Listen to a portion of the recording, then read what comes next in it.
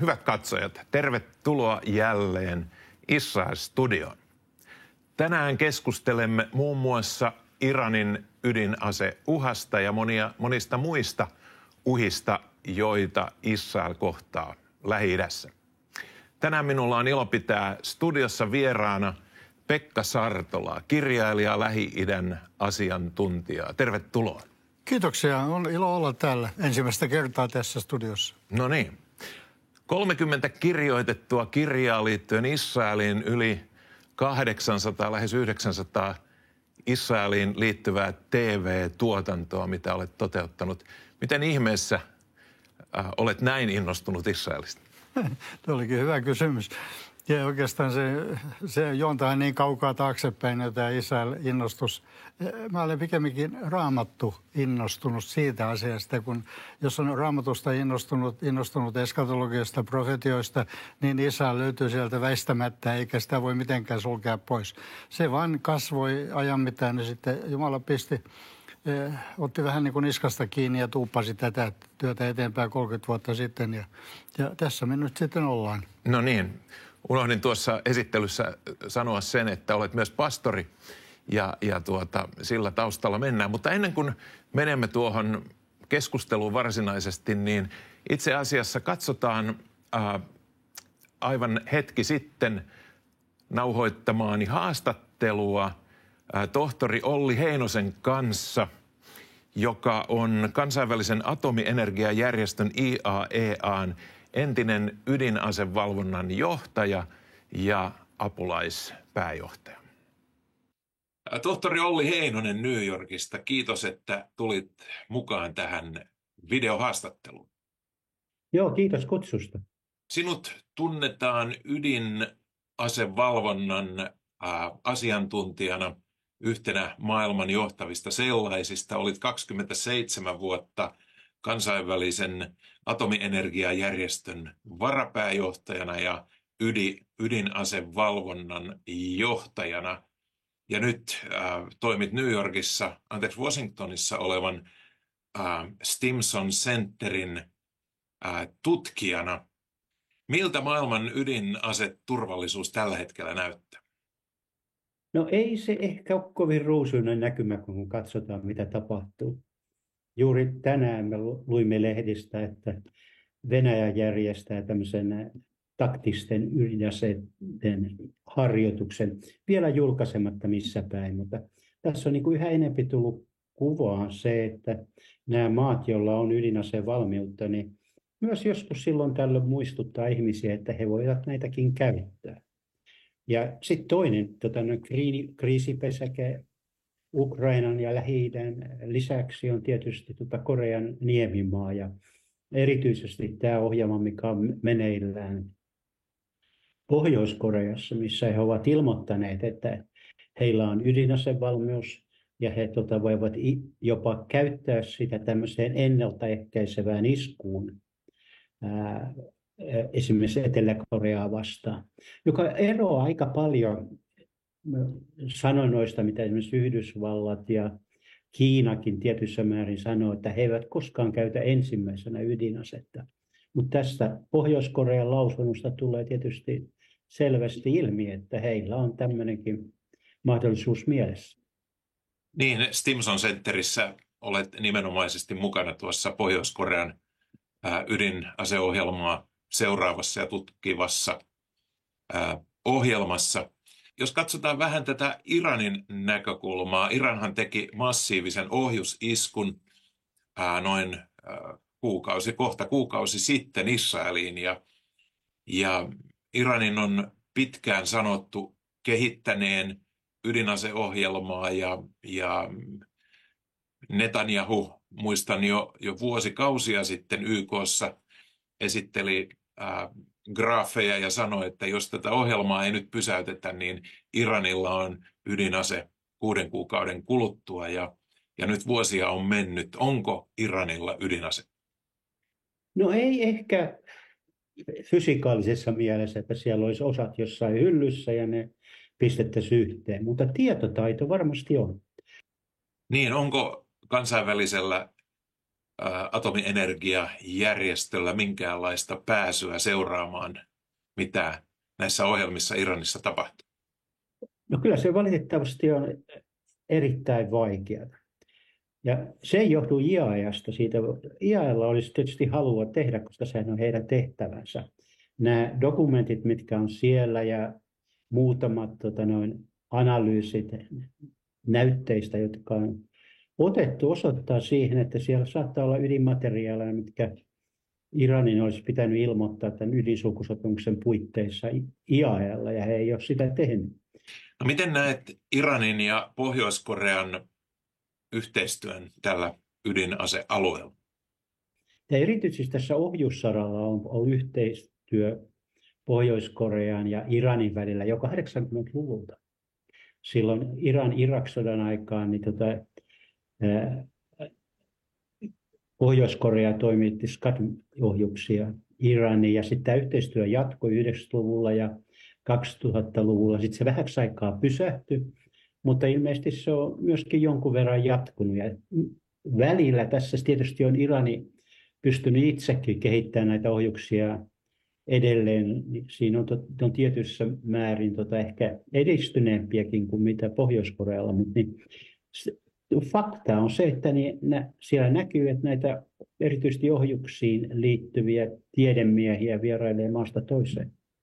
Jos vielä palataan ja mennään tuonne Iraniin, kun he tekivät tämän hyvin massiivisen ohjus- ja drooni-iskun, niin mitä ajattelet, nehän nyt olivat niin kuin tietysti ydinaseisiin verrattuna tämmöisiä konventionaalisia, mutta ilmeisen moderneja aseita, niin miltä se iskun kyvykkyys ja laajuus näytti? Mä luulen, että heidän ideana oli todella testata tätä Israelin puolustusta ja pistää satoja ohjuksia, ohjuksia oli kymmeniä, mutta sitten näitä parisataa droonia ilmaan ja katsoa, että kuinka Israel pystyy puolustamaan tämmöistä massiivista hyökkäystä vastaan. Se on huomattavasti vaikeampi, niin tulee eri korkeudella, eri kulmissa samanaikaisesti, ja sulla on tietysti rajoitettu määrä puolustusohjuksia ja lentokoneita ja mitä tahansa sitten käytät niiden alastuomiseen. Sitten he ehkä yllätty siihen massiiviseen puolustukseen, mikä Israelilla oli. En mä uskonut, että Jordania alkaa ampua esimerkiksi näitä lennokkeja alas, koska näytti siltä, että ne on menemässä ohitse, niin miksipä puuttua. Mutta todellisuudessa silloin kun esimerkiksi Jordania alkoi niitä ampumaan alas, hehän todellisuudessa faktana puolusti Israelia. Mutta sitten pitää myöskin mielessä, kun mä katselin näitä, erityisesti näistä ohjuksia, niin ne ei ollut ehkä niiden kaikkein parhaita. Ainakaan niitä, jotka on kaikkein yllättävimpiä, koska osa näistä heidän ohjusarsenaalistahan on maan alla ja se ammutaan tämmöistä siiloista, isoista gallerioista, missä ne on. Ja jos mä oikein ymmärsin, niin nämä kaikki ammuttiin maan päältä. Niin osa tästä yllätyselementistä jäi kokeilematta. Ja sitten pieni detalji, niin jos katsotaan näitä lyhyen matkan vähän pitemmänkin matkan ohjuksia, mitä he käyttivät, niin kyllä ne oli ydinasekelpoisia. Että kyllä ne tämmöisen pienen ydinaseen olisivat voineet päämäärään viedä. Ja siinä tietysti tulee toinen kuva, jossa ammut 130-40 ohjusta ilmaan, mutta eihän sitä ole yhdessä tai kahdessa ydinase. Niin se on kuka tahansa saa niitä vastaanottaa, että sehän pitää ampua kaikki alas. Olli Heinonen New Yorkista, kiitos, että heti näin aamusta, New Yorkin aamusta otit aikaa ja annoit tämän haastattelun ja toivotaan, että nämä pelottavat skenaariot, jotka sinunkin tutkimuksesi kohteena ja selvitystesi kohteena ovat, niin eivät koskaan toteutuisi. Kiitos ajastasi ja hyvää jatkoa sinne New Yorkin kevääseen. Kiitos ja toivotaan, että niitä ei käytetä. Näin siis Olli Heinonen, yksi maailman tunnetuimmista ydinasevalvonnan henkilöistä. Pekka Sartola, mitä ajatuksia Olli Heinosen puheet nostivat mieleesi? Kyllä, hän on todellakin ollut oman tällaisen tutkimukseni edes pääarkkitehdistä siinä merkityksessä, että aina kun hänelle tulee jotain sitaatteja, niin olen niihin tarttunut kiinni. Ja muistelen tässä 3-4 vuotta sitten, kun Iran oli jälleen yhden kerran tapetilla ydinohjelmansa kanssa, niin silloin Olli sanoi, että 4-5 kuukautta niin Iranilla saattaisi olla oma tuotteinen ydinase. Ja silloin puhuttiin rikastusasteesta 60. Ja sen jälkeen on löydetty, IAEA on löytänyt sieltä 85,9 asteista uraania hiukkasen. Ja sitä ei synny itsestään. Eli mä olen itse hirveän pessimistinen ollut näissä asioissa ja olen sitä mieltä, että Iranilla on ydinasemateriaalia monenkin pommiin. Onko sillä tekniikka toimittaa se perille? Uskon, että se oli eräs testi tuon äskeisen hyökkäyksen kohdalla, mistä oli puhetta. Aivan. No miten olet tutkinut Lähi-idän terrorismia laajemminkin ja nythän niin kuin yleinen käsitys varsinkin tuon Iranin iskun myötä, minkä se teki Israeliin tuossa 2-3 viikkoa sitten, niin on ollut se, että Iran on se kapellimestari, joka tätä Israelia vastaan kohdistettavaa terroria johtaa. Onko se näin ja onko Iran ainut kapellimestari vai onko siellä itsenäisiä toimijoita? No, siellä on itsenäisiäkin toimijoita, mutta jos otetaan ne suuret kuvajat mukaan, niin Hamasin hyökkäys 7. päivä oli Iranin masinoima. Sen ovat itsekin jo myöntäneet, että se ei ole enää mikään salaisuus. Sama Jemenin kohdalla he ovat toimittaneet hutheille aseistusta. Ei huthit itsessään ole pystynyt kehittelemään sitä teknologiaa, jolla ne tällä hetkellä uhkaavat merenkulkua ja myöskin tietenkin Israelia. Nämä pienemmät toimijat, Hezbollah on saanut jo, tai ei enää ole pieni toimija, heillä on 200 000 Iranin sinne toimittamaa ohjusta ja raketteja. Eli kyllähän näitä milisejä on sitten Irakin puolella muutamia, mutta pääsääntöisesti nämä 3 on sellaisia voimakkaampia tekijöitä, jotka itse asiassa ovat hyvinkin lähellä suunnitella tällaista yhteishyökkäystä, jonka ne tuossa helmikuun alussa tuolla Jemenissä päättivät tehdä tällaisen koehyökkäyksen Israeliin. En tiedä sitten, liittyykö se mitenkään tähän 14. huhtikuuta hyökkäykseen, mutta joka tapauksessa niin ne toimijoita on ja niillä on kaikki kiitettävästi tai epäkiitettävästi yksi yhteinen vihollinen, joka yhdistää myös erilaisia uskontosuuntia toisiinsa. Noista 30 kirjasta, mitä olet kirjoittanut, niistä 50 on fiktiivisiä. Olet ikään kuin kirjoittanut omia skenaarioitasi sinne, mitä saattaisi tulla tapahtumaan. Mitä ajattelet seuraavista askelista? Ja jos tähän nyt vielä saman kysymyksen ottaa pohjalle tuon eilen uutisoidun Hamasin hyväksymän tulitaukosopimuksen, josta Israelilla ei siinä vaiheessa ilmeisesti ollut juurikaan tietoa, niin tuleeko tulitauko vai tuleeko jotakin isoja tapahtumia sitten Iranin ja sen liittolaisten puolelta? No, tämä tulitauko oli mielenkiintoinen sikäli, että se oli Hamasin itselleen laatima sopimus, jonka he hyväksyivät. Israelin elementit puuttuivat siitä, ne oleelliset elementit. Mä luin sen läpi juuri tuon sopimuksen eilen illalla ja katselin, että tämä johtaa, jos tämä hyväksytään, tämä johtaa siihen, että Israel lähtee tuolta pois ja alkaa jopa jälleen rakentamaan siellä viimeisessä vaiheessa sitten uudelleen Gazaa Hamasin hyväksi.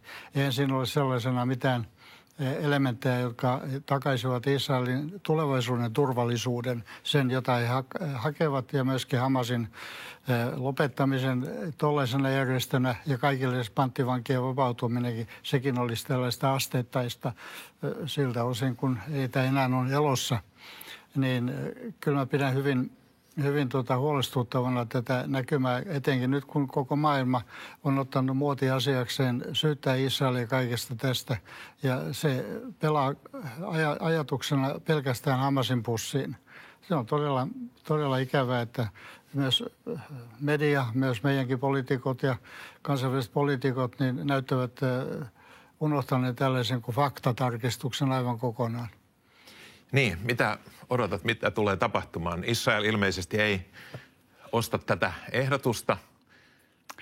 eivät he osta sitä sellaisenaan. Nyt riippuu siitä Yhdysvaltojen toiminnasta aika paljon. Bidenhan jäädytti tai esti, teki mitä tahansa, niin hän kuitenkin esti jo muodollisesti yhden aselähetyksen. Siinä oli muistaakseni 3000 näitä täsmäpommeja. Ja hänellä on oma ongelmansa nyt vaalien kanssa. Normaalisti Biden, jos nyt taas vielä olisi vaaleihin vuosi, niin hän ei jarruttaisi ja antaisi Israelin toimia vapaasti, niin kuin hän on itse luvannutkin, että Hamas täytyy tuhota, Panteongit täytyy vapauttaa.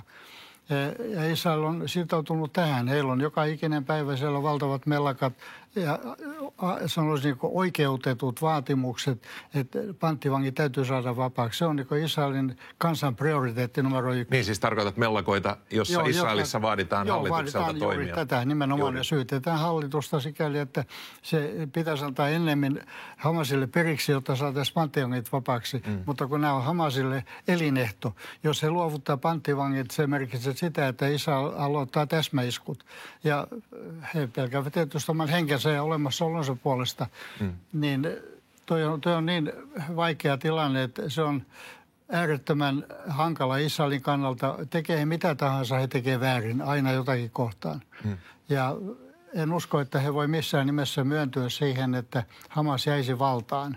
Siinä jonkinlainen kompromissi siihen on varmaan löydettävissä, koska täytyy muistaa, että Hamas on osa muslimien veljeskuntaa. Heitä on 20 miljoonaa tuolla Egyptin puolella, heitä on 1,5 miljoonaa Jordaniassa, heitä on samanhenkisiä Turkissa.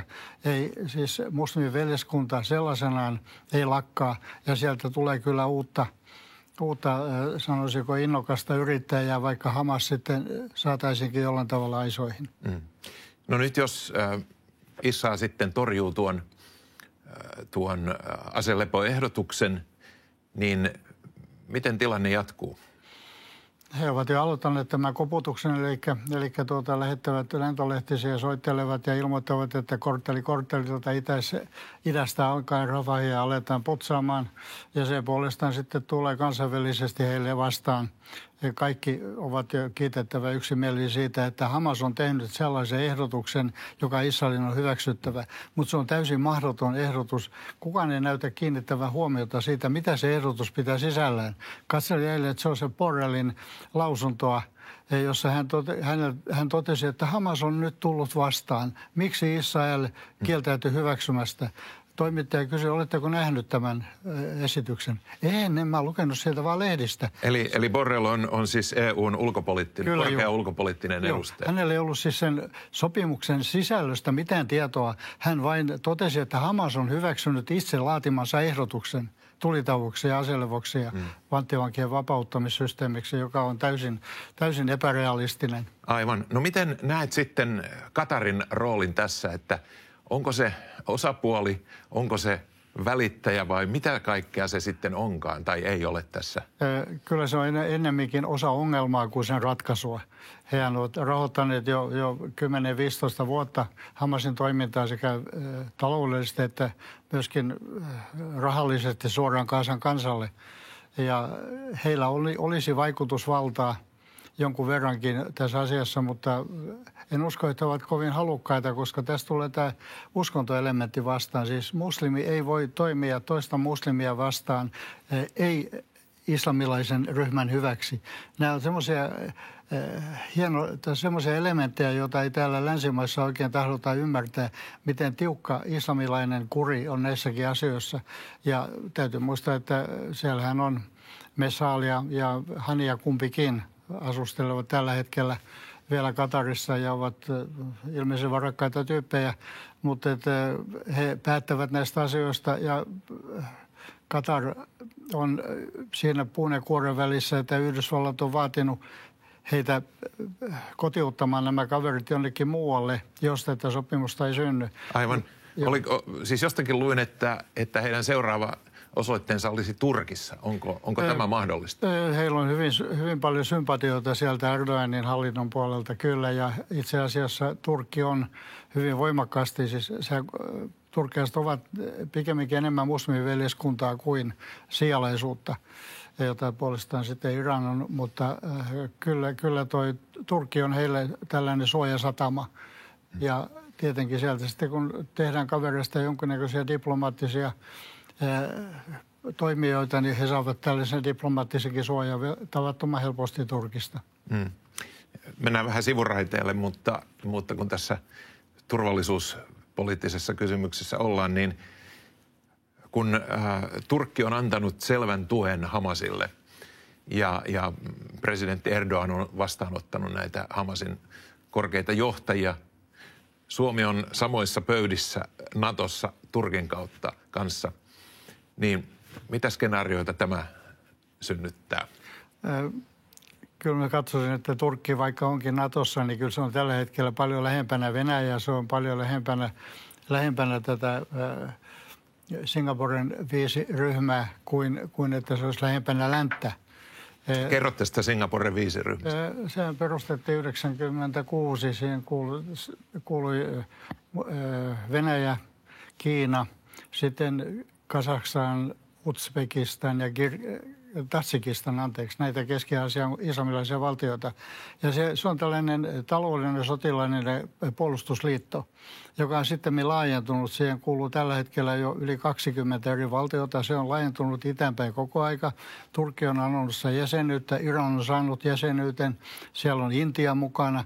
Se itse asiassa siinä on jännittävä tällainen kokonaisuus, kun mä itse taas raamatullisesti katselen tätä asiaa ilmestyskirjasta, josta löytyy nämä idän kuninkaat ja niiden valtavat 200 miljoonaiset sotajoukot, niin sellaisen sotajoukon muodostaminen tuosta ryhmästä, jossa on jo lähes 4 miljardia ihmistä, ne ei ole konsti eikä mikään. Joten tätä taustaa vasten niin tämä Turkin sinne hamuaminen, niin se tuntuu pelkästään luonnolliselta. Pitääkö Iranin ydinaseuhasta olla huolissaan? Kyllä. Pitää olla huolissaan siitä. Mä olen seurannut sitä jo niin kauan kuin yleensä olen tätä työtä tehnyt 30 vuotta. Ja oikeastaan heillähän oli ydinohjelmavalmius jo Shahin aikana. Ja kun sitten